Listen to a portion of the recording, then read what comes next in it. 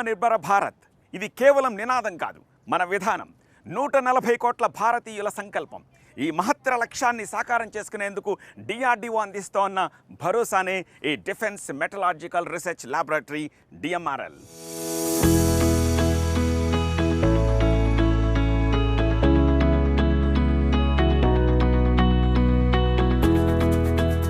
కార్గిల్ యుద్ధంలో మన యుద్ధ ట్యాంకర్ల శక్తి చూసాం.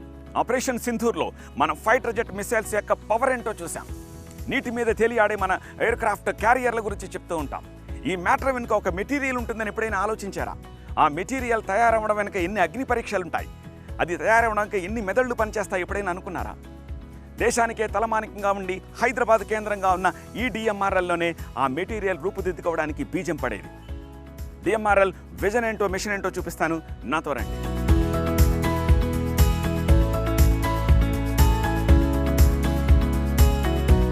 DMRL ప్రాంగణంలోకి అడుగు పెట్టంగానే ఒక నటరాజమూర్తి మనకు కనిపిస్తారు. మనందరికీ తెలుసు, నటరాజ తాండవం నుంచి కాస్మిక్ ఎనర్జీ క్రియేట్ అయ్యి ఆ కాస్మిక్ ఎనర్జీలోంచి ఆ మ్యాటర్ మెటీరియల్గా ఉద్భవించింది అని చెప్పి. లైక్ వైజ్ దేశ రక్షణ రంగానికి సంబంధించిన ప్రతి పదార్థము ఈ DMRLలోనే పడుతుంది. అదే ఒక ఆయుధంగా మారి దేశానికి శక్తినిస్తూ ఉంటుంది. అందుకు సింబాలిక్గానే నటరాజమూర్తిని ఇక్కడ ప్రతిష్ఠించారు.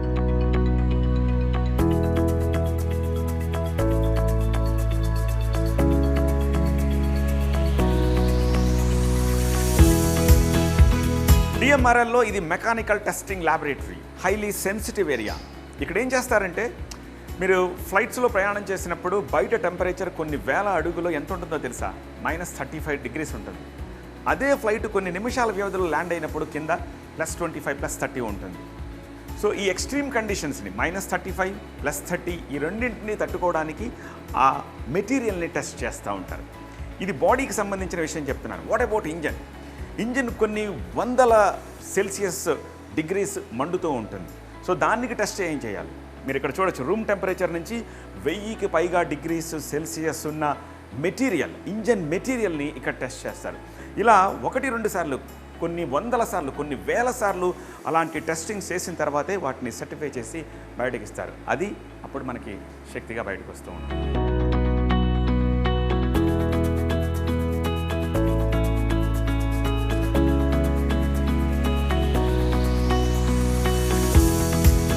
మన ఎయిర్ ఫోర్స్ అమ్ముల పొదిలో అత్యాధునిక ఆయుధాల్లో ఈ తేజస్ కూడా ఒకటి. మనందరికీ తెలుసు తేజస్ ఎంత శక్తివంతమైన ఎయిర్ క్రాఫ్టో.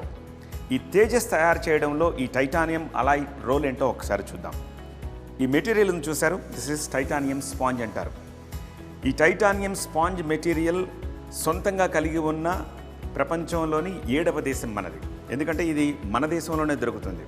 కేవలం 7 దేశాలు మాత్రమే ప్రపంచంలో దీన్ని ఓన్గా తయారు చేసుకుంటాయి. ఏమిటి దీని స్పెషాలిటీ? ఈ కాంపోనెంట్స్ ఉన్నాయి చూశారు, ఈ కాంపోనెంట్స్ని ఇంతకుముందు స్టీల్తో తయారు చేసేవారు. స్టీల్తో తయారు చేస్తే చాలా బరువు ఉంటాయి. అదే ఈ టైటానియం స్పాంజ్ని మిక్స్ చేసి కనుక ఈ కాంపోనెంట్స్ తయారు చేస్తే దీని బరువులో 40% బరువును తగ్గించినట్టు అవుతుంది. తద్వారా ఏమవుతుంది, ఆ 40% వెయిట్ని మనం ఆర్మ్స్ అండ్ అమ్యునేషన్ని, మిసైల్స్ని క్యారీ చేయడానికి వాడుకోవచ్చు.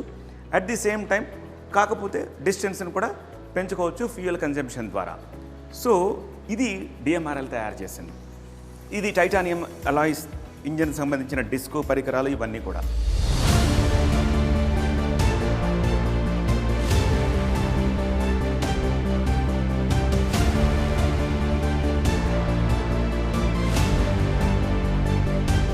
మన ఆత్మనిర్భర భారత్కి మరొక ఎగ్జాంపుల్గా చెప్పచ్చు ఈ INS విక్రాంత్ని. మీరు చూడండి, ఎన్ని వందల వేల ఎయిర్ క్రాఫ్ట్లు ల్యాండ్ అవ్వడం, టేక్ ఆఫ్ అవ్వడం. అటువంటప్పుడు అది కూడా దేని మీద? మన భూమి మీద కాదు. అంటే స్టీల్ మీదే ల్యాండ్ అవ్వాలి, స్టీల్ మీదే మళ్ళీ టేక్ ఆఫ్ అవ్వాలి. విచ్ మీన్స్ ఈ రన్వే ఉండే స్టీల్ని ఎంత టెస్ట్ చేయాలి, ఎన్ని వందల వేల సార్లు టెస్ట్ చేయాలి, ఎంత ప్రెషర్ని తట్టుకోవాలి, అవన్నీ కూడా మన DMRLే చేసింది.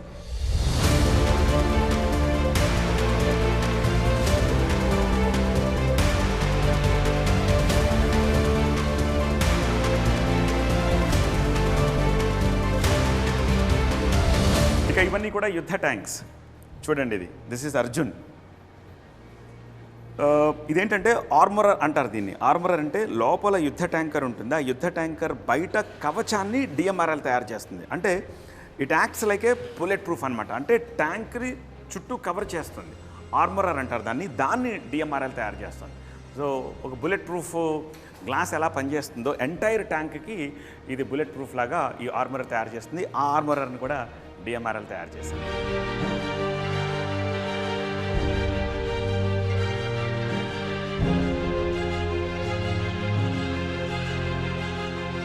డిఎంఆర్ఎల్లోని one more highly sensitive electron microscopy ల్యాబ్లో ప్రస్తుతం నేనున్నాను. ఈ ల్యాబ్లో ఏం చేస్తారు దాని గురించి మాట్లాడడానికి doctor Partha Ghoshal, associate director మనతో ఉన్నారు. Sir, what do you do exactly in this lab?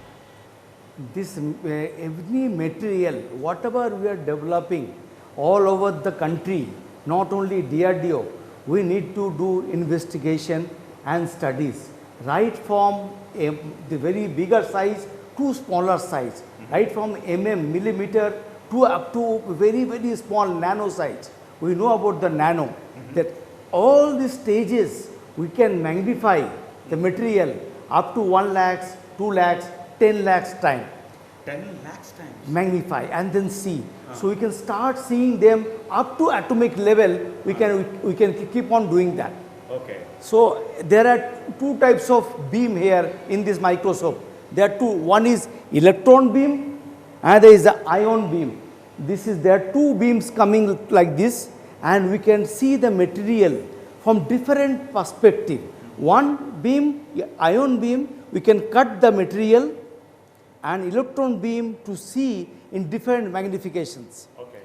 Now we have also one more machine. It is called femtosecond laser, where we can cut without destroying the sample or burning the sample.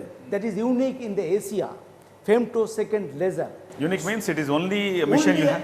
Only available in our Asia, only one machine. Only one machine. Yes, such a sophisticated and new type of technology we are using. So ఒక మాటలో చెప్పాలంటే ఇది DNA lab of DMRL అనమాట.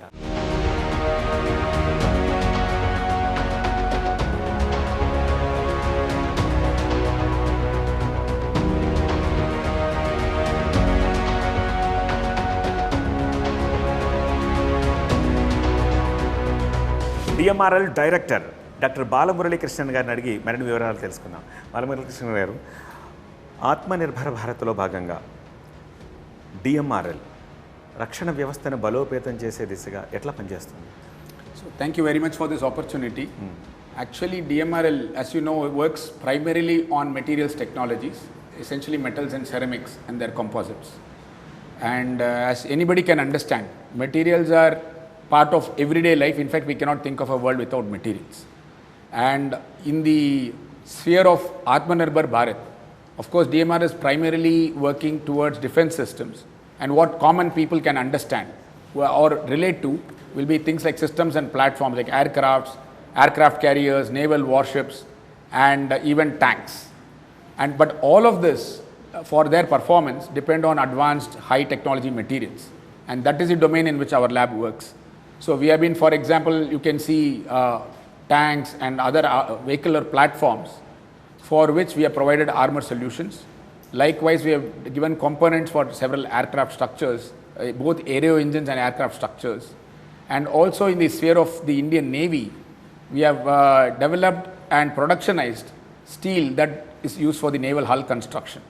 In fact, for the last 15 to 18 years, the steel developed by DMRL and productionized with our Indian industry and fully supported by the Indian Navy is what has been used for construction. And like this, then there are also applications in the civil sector, and we have things like magnets which are useful both for civil and defense sectors. So towards this, I think we do our contribution more through our systems laboratories, and very often our efforts are not directly visible, but they get into the systems and platforms. Yeah. Sir, ఈ విషయం చెప్పండి, DMRL భవిష్యత్ ప్రణాళికలు ఏంటి? ఎందుకంటే ఇప్పుడు lot of artificial intelligence గురించి మాట్లాడుకుంటున్నాము, startups గురించి మాట్లాడుకుంటున్నాము, ప్రైవేట్ ప్లేయర్స్ ఈ ఇండస్ట్రీలోకి ఎక్కువ వస్తున్నారు, స్టూడెంట్స్ ఎక్కువ మంది ఇంట్రెస్ట్ చూపిస్తున్నారు. సో డిఎంఆర్ఎల్ భవిష్యత్తు ప్రణాళిక ఏంటి? So it's again a very important question, and especially in the current geopolitical scenario and other things, we are supposed to develop materials very quickly and at a fraction of the cost. Even internationally, several technologies have come up or approaches have come up in the last 10 to 15 years, something called as integrated computational materials engineering or ICME. And in the last 4 or 5 years, as you rightly pointed out, artificial intelligence and machine learning is also becoming a big part of it. Therefore, we are trying to integrate all of this into our material development activities. Like I said, even globally, the goal is to reduce the developmental time and cost by about half. And typically, in fact, it's a very interesting thing which your audience might like to know is that typically it takes upwards of 15 to 20 years to develop a new material for a critical application. And we are now working to bring it towards 5 to 7 years. And it's a very big challenge. And in that, we are trying to use all these advanced technologies like AI and ML, in addition to improving each of our normal processing technologies. Yeah, it's very pleasure talking to you. Thank you so much. Thank you very much. Thank you.